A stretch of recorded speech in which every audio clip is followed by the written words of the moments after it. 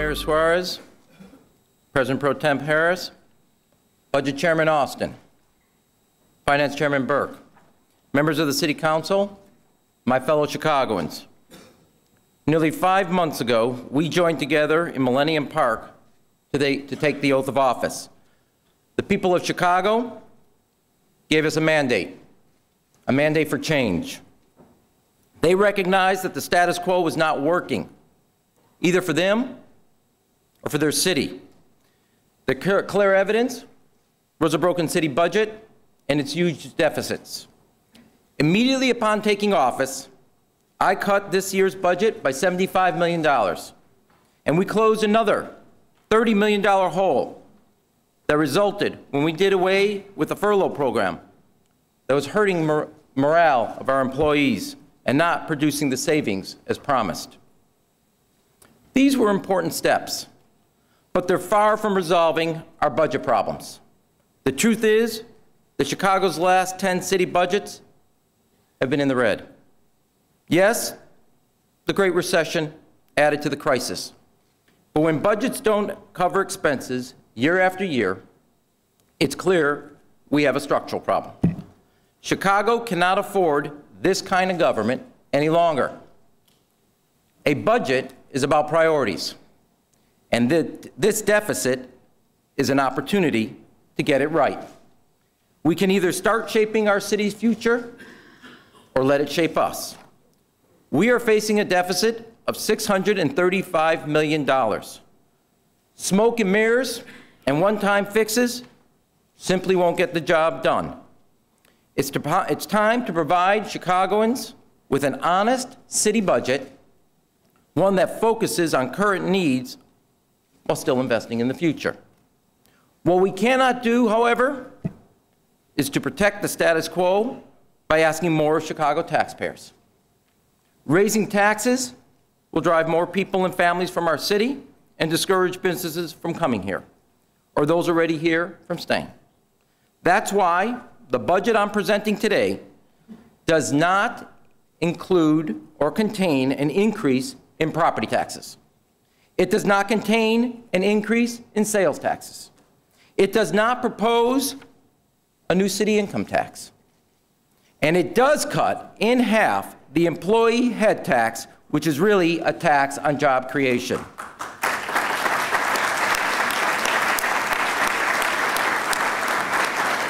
By the end of my term, the employee head tax will be history. Its repeal has been discussed and debated for decades. With the global competition for jobs, the time for debate is over. No longer will Chicago tax the creation of jobs. One of the first changes we made in this budget was the process we used for putting it together. This budget was not drawn up behind closed doors, where only the special interest voices are heard. We opened up the process and invited everyone in. Our budget website, chicagobudget.org, received more than 10,000 comments and ideas, and more than 60,000 votes were cast on those ideas in a Siskel and Ebert fashion, thumbs up, thumbs down. We received budget ideas from business and labor groups and from the Inspector General. Not all made it in, but we incorporated many of them. And just as important, we received input on this budget from almost every member of the City Council. We involved you at the front end of the process and welcomed your thoughts and ideas. And I particularly appreciate the expertise and open-mindedness of Budget Committee Chair Carrie Austin. I know we all share the goal of getting city finances back on track. And we all share the goal of collecting what's owed to us. The more we collect, the less we have to cut. So with this budget, we are sending an important message to the banks who hold property and aren't keeping it up, to the city employees who owe millions in parking fines and water bills, to people advertising on billboards that haven't been paid for, to suburbs not paying the city for the water it provides, to those who've skipped out on city ambulance fees, and to every nonprofit that has received free water over the years. To everyone who has not paid their fair share, ladies and gentlemen, the free ride is over. Our first responsibility to the people we serve is to keep them safe. And the best way to do that is putting more police on the street.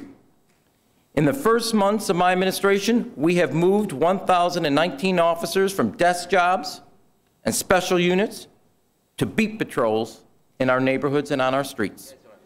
Every police district across the city received additional officers. And those districts with the most crime got the biggest increases, as it should be. We instituted new accountability through the CompStat program to analyze crime and make district commanders accountable for its reduction. For decades, our public safety functions were walled off from budget cuts or other changes that would have made them more effective. The reason was politics, pure and simple.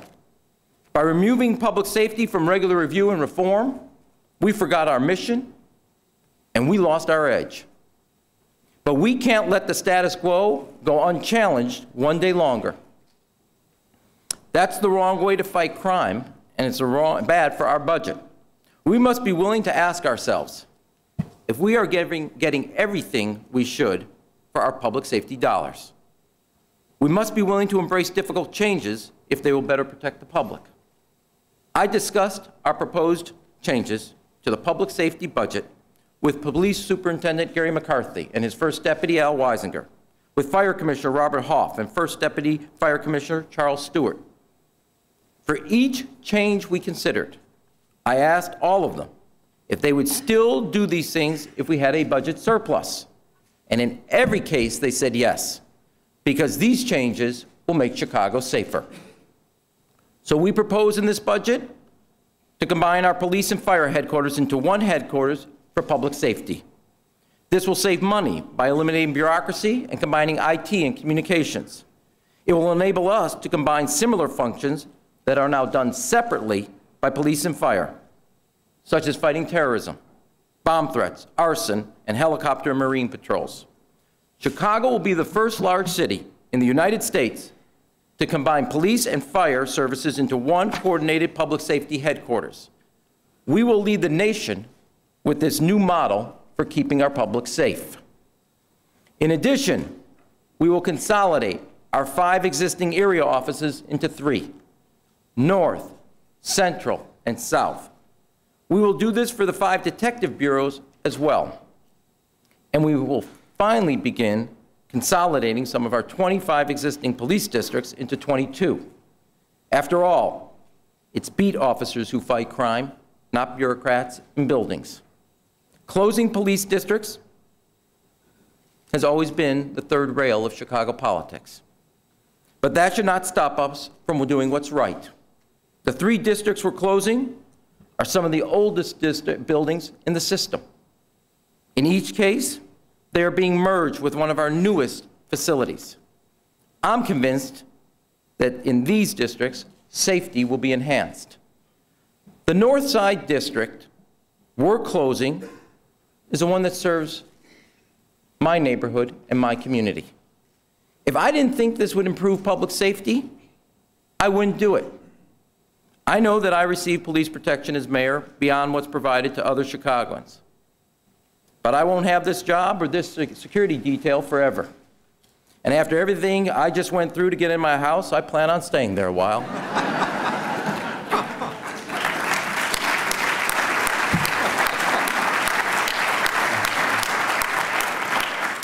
In all seriousness, if I did not think this was the right thing to do for the safety of Chicago families, I would not do it for my own.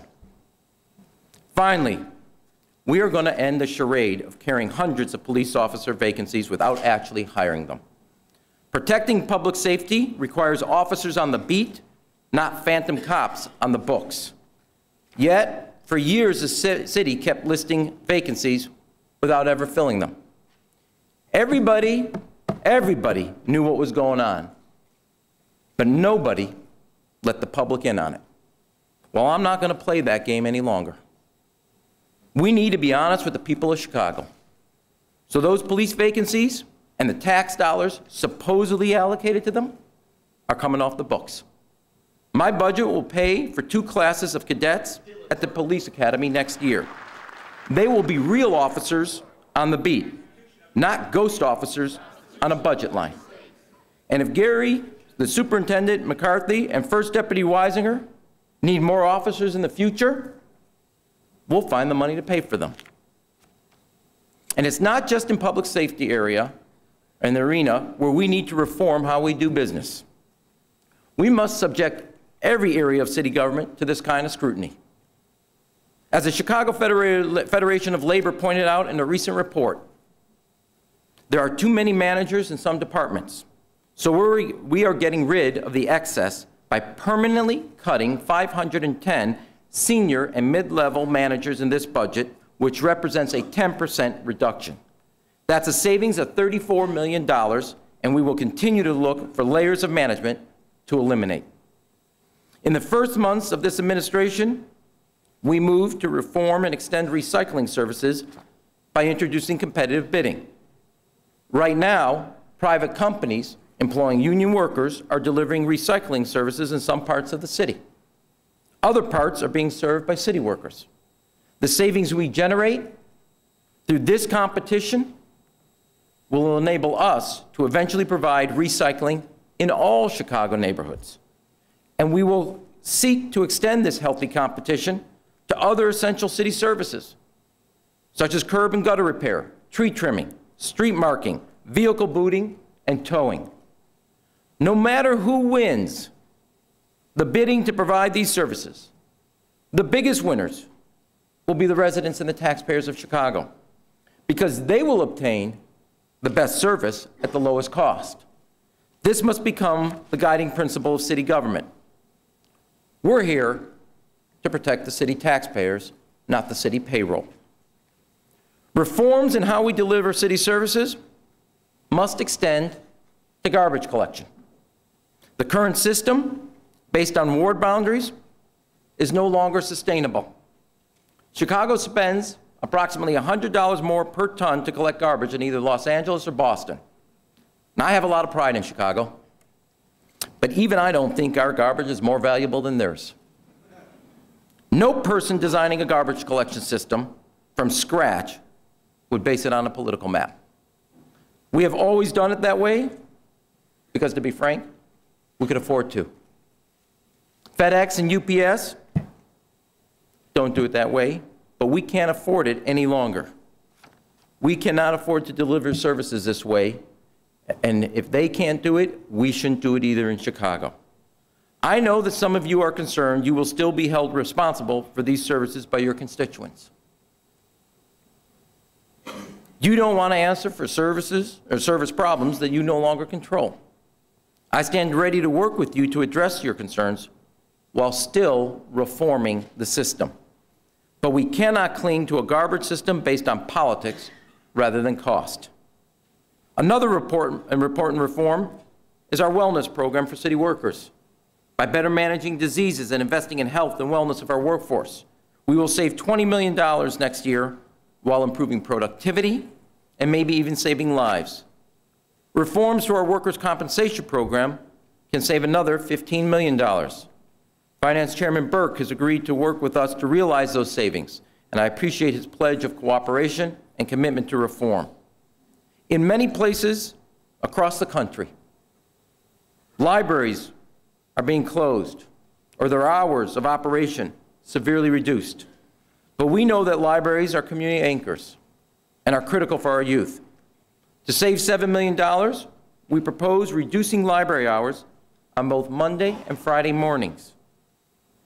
We believe this will have the least impact on the public, and that's what counts. But we will need the cooperation of our library employees to do this. Under our plan, the 3 regional libraries will remain open 7 days a week.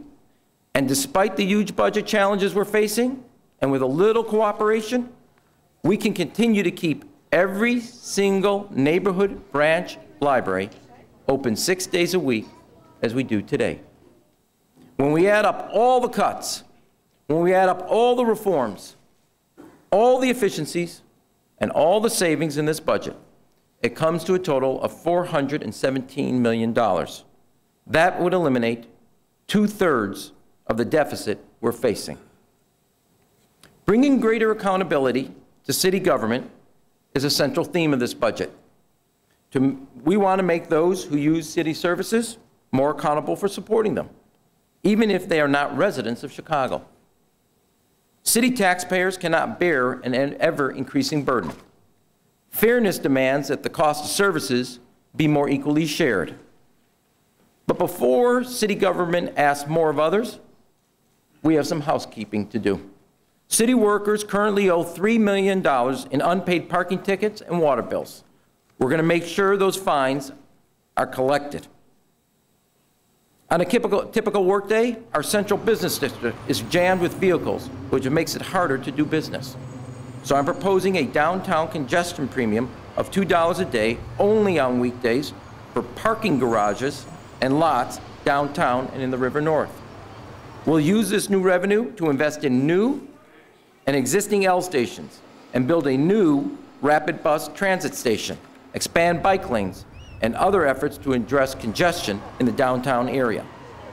It is estimated that 80% of the damage to Chicago's streets is caused by a small share of heavy vehicles like trucks and SUVs.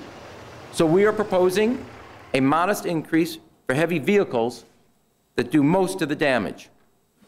If you drive a standard size or small car, the cost of your city sticker will stay at $75. That means 75% of all Chicagoans will see no increase. If you drive a heavier car or truck, it will go from $120 to $135. Some of the additional revenue will go to fill an additional 160,000 potholes in 2012, nearly a 40% increase over last year. We will adopt the recommendations of our TIF Reform Commission and end the haphazard declaration of TIF surpluses. Unallocated funds sitting in the TIF bank accounts do not put people to work or spur economic development, which is what TIF dollars are intended to do. So we are creating a system that will look at the performance of each fund on an annual basis and to determine the surplus levels based on transparent business metrics. And I am proposing we allocate a small portion of the surplus next year, 20% of unallocated funds worth $12 million, to job creation and economic development. And we're going to demand greater accountability by cracking down on those who put our communities at risk. If you're convicted for driving under the influence in Chicago, your fine will now double. The same goes if you're caught carrying an illegal firearm in your vehicle. And if you are found with an illegal firearm near a school or park, your fine will triple. For the owners of vacant and overgrown lots that promote blight and crime, we're going to make you pay to clean them up, whether you're an individual or a bank. In securing a prosperous future for Chicago, there are 3 critical advantages we must maintain. First is our educated and energetic workforce. Second, our standing as a critical transportation hub. The third is our tremendous supply of fresh water. Other states may have their oil fields. Here in Chicago, we have our lake. But the fact is, we need to be better stewards of this precious resource. Today, our ability to deliver quality water is threatened by the aging system that provides it. We have about 1,000 miles of water pipe that are 100 years old or older. Despite our budget problems, we cannot delay their replacement any longer. Now, some have suggested that we should privatize Chicago's water system. I oppose privatization. In fact, I'm pretty sure a vote on privatization would be 50-0. Now, if anybody disagrees, please raise your hand. But just because we don't privatize our water system does not mean we are off the hook. We are already paying the price in flooded streets, flooded basements, big sinkholes, broken axles, flat tires, and even sunken cars. When it rains, flooding is among the top complaints in our 311 system. Now, we can say no to privatization, but we cannot say yes to the status quo. Residents in the city of Chicago currently pay the lowest price for water of any big city in America. Today, we're asking for an increase in the fee for our water system. In return, we'll greatly accelerate its repair. Even with this proposed plan, Chicago rates will remain among the cheapest in the Great Lakes region. Now, this additional water and sewer fee is technically not part of the corporate budget. It has nothing to do with our deficit, but it has everything to do with Chicago's future. In the next decade, we can replace nearly 100% of our century-old water pipes, about 900 miles, reline or replace more than half of our century-old sewer lines, 750 miles, and reline 140,000 sewer catch basins and upgrade the city's 4 aging pumping stations, which still run on steam. For year one, the extra cost will equal about 5 cups of coffee at Dunkin' Donuts a month. That cost can be cut even further by switching to a free water meter, as we have done in our house. In fact, those who switch to meters will pay less next year, even with the fee increase. Let me repeat, switching to a free water meter means you can pay less next year, not more.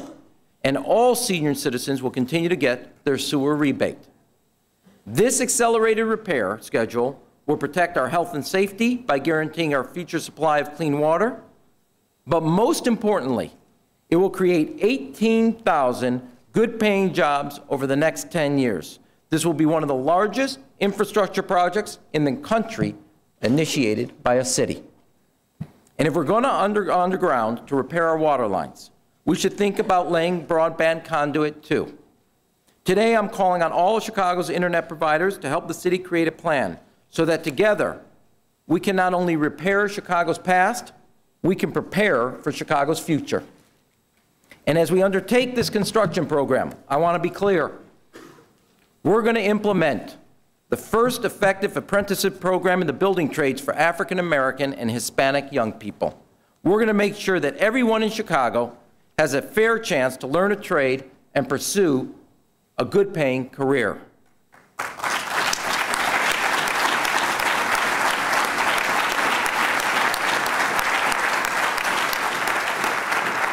The budget I'm presenting today will allow the timely repair and upgrade of Chicago's infrastructure of roads and water systems. It will also help us to bring the city services into the modern age. That's why we are proposing an innovation fund for Chicago's future. By securitizing a portion of the city's existing contract for bus shelter advertising, we will generate $20 million to establish a revolving loan fund. This will enable us to invest in new technologies, keeping Chicago ahead of the curve. For example, city government currently carries out 8 separate inspections functions housed in 10 different departments. It drives up costs, drives small businesses crazy, and provides multiple opportunities for corruption. By using new technologies for inspection and posting results on the web, we can consolidate these many inspections into one centralized function. This will save time, it will save money, and make Chicago a better place to do business and to do business as a small business, while keeping consumers and taxpayers better informed. Here's another example. Chicago has 2,900 intersections with traffic signals, and each intersection costs $1,200 to light each year. New technology can cut this energy use by almost 90%. By investing $9 million from the Innovation Fund, we can retrofit the remaining 900 intersections with LED signals, saving nearly $1 million per year. This investment will lead to savings for the taxpayers and a smaller carbon footprint for the city. Through the Innovation Fund and our water and sewer upgrades, we will invest in the kind of change that will strengthen Chicago's future. But we cannot mortgage our future to protect the status quo. Our city's rainy day fund was established for a purpose, to prepare us for the challenges and opportunities yet unseen. But in recent years, the rainy day fund has been rated to plug holes in an annual budget. It was used to avoid cuts. It was used to avoid efficiencies. It was used to avoid reforms that these new times demand. As part of this budget, we are directing that $20 million be added back to the rainy day fund. This sends an important message. We're going to start saving for Chicago's future again instead of selling it short.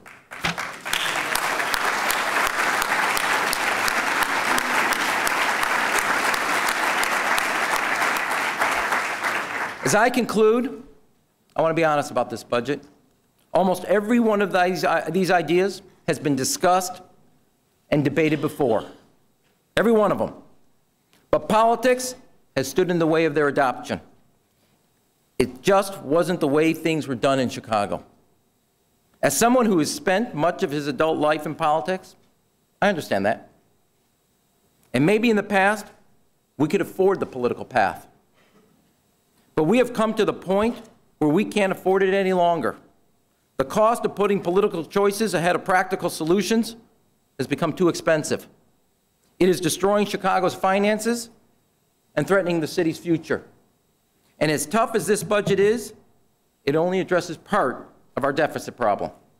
Our pension obligations are clearly unsustainable. That's why I will continue to work with the leaders in Springfield to solve the pension crisis sooner rather than later. Our taxpayers and our city employees are counting on us to get it right. In all these reforms, we will be guided by principle, by pragmatism, and by progress, not politics.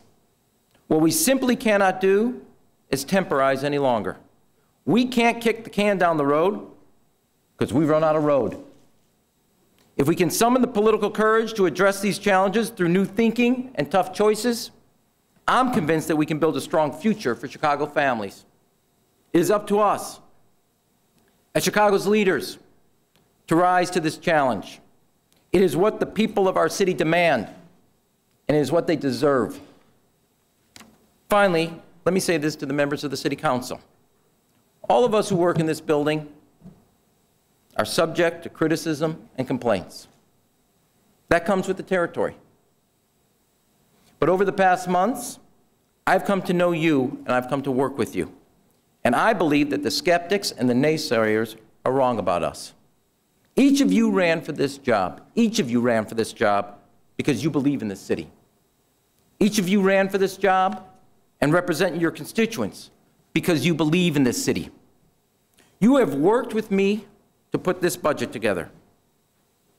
No doubt it will not please everyone, but I believe it's the right course, the only course to secure Chicago's future. To the people of this city who have put their faith in us, they have put their trust in us, they have invested their hopes and their dreams in us. Now it is time to pay them back. Let us come together, let us work together, and let us show the world, no matter how tough the times get, we Chicagoans are tougher. Thank you, God bless you, and God bless Chicago.